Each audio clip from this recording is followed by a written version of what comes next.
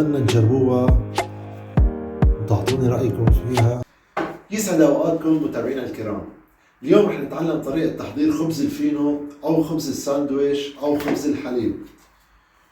وصفة سهلة وسريعة وبطريقة بسيطة. ننتقل للمقادير. المقادير تتكون من 3 كاسات طحين، رح أضيف عليهم ظرف بيكنج بودر،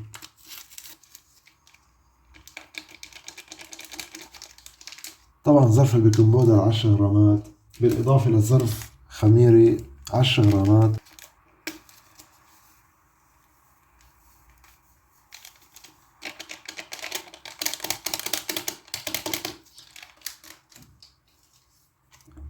وهلأ رح أحرك الطحين مع الخميرة والبيكنج بودر كتير منيح.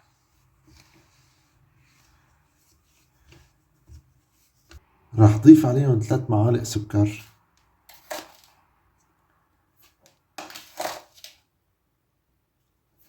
بالإضافة لرشة ملح، كاسة حليب كبيرة،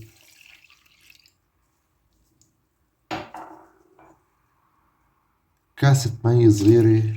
طبعا المي بدرجة حرارة المطبخ، ما في داعي انه تكون دافي. رح أحرك المواد كلها ببعضها بهذا الشكل لحتى تتشكل عندي عجينة لينة وملمسها طري.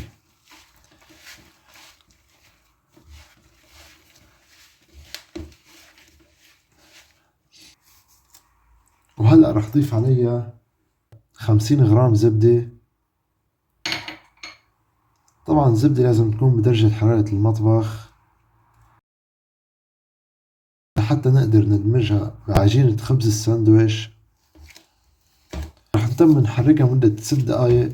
بعد ما انتهينا من عجنها رح نغطيها بالستريشت ونتركها من ساعة للساعة ونص لحتى تختمر، وبنرجع لكم. بعد ما تركنا العجينة لمدة 2 ساعتين تختمر، شوفوا كيف صارت معنا. ما شاء الله على هالنتيجة، نتيجة روعة صارت. هلأ رح نلم العجينة بهذا الشكل.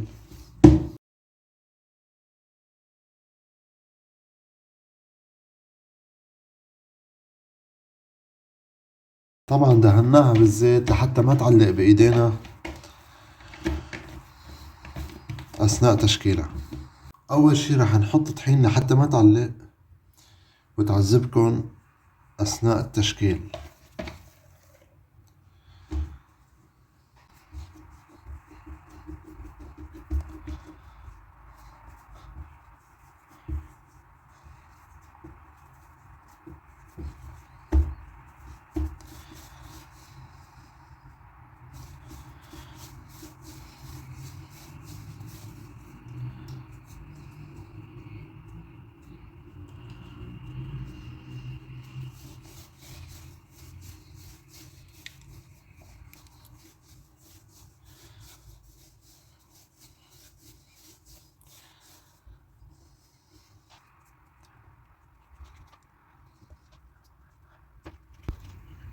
رح نقسمها ل 12 قطعة. وزن القطعة حوالي 80 ل 85 غرام.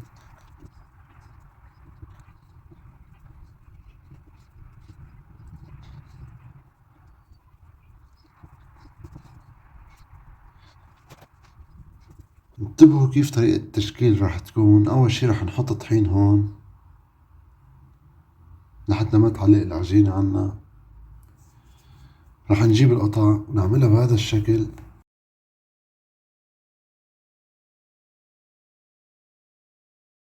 بعد ما بديناها راح نمسك أطراف العجينة بهذا الشكل ونلفها لف على شكل رول.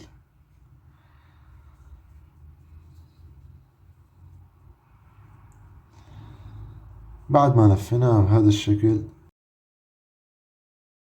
راح نمدها على الطول.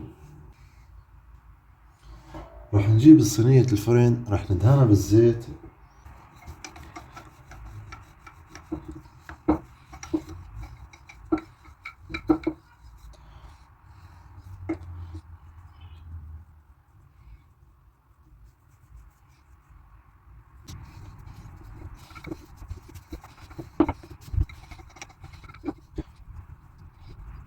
بعد ما انتهينا من المرحلة الأولى من تحضير خبز الساندويش رح نتركها لمدة 60 دقيقة لحتى تختمر عنا خبز الساندويش وبنرجع لكم. بعد ما تركنا خبز الساندويش لتختمر مدة ساعة رح ندهن خبز الساندويش بصفار بيضة زائد ملعقة كبيرة حليب.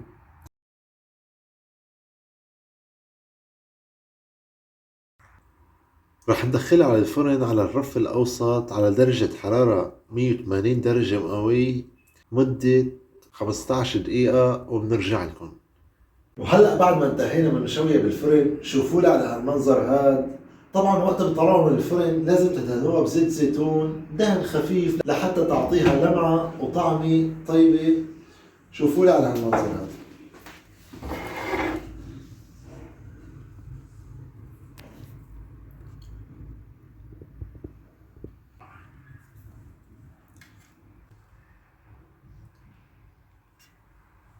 شوفوا على هالمنظر شي غرام.